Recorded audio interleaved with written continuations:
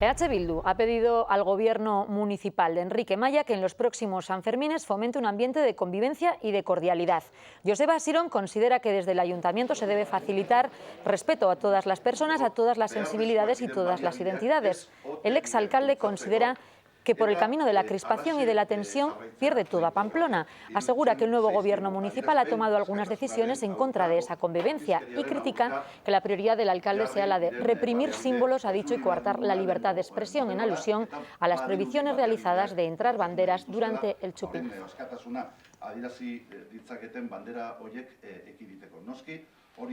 A ver si realmente no se estarán tomando medidas encaminadas a ir en contra del clima de convivencia que se ha trabajado en los últimos 4 años y de volver a épocas de confrontación que, a la luz, insisto, de algunas declaraciones y algunas decisiones tomadas, parece perseguir este equipo de gobierno.